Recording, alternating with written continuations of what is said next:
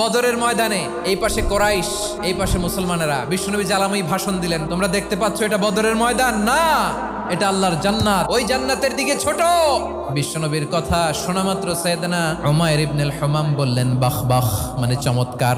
বিশ্বনবী বললেন মা ইয়াহমিলুকা আলা কাউলিকা বাখ বাখ ইয়া উমাইর, আমার এই কথা শুনে তুমি কেন বললা বাখ বাখ?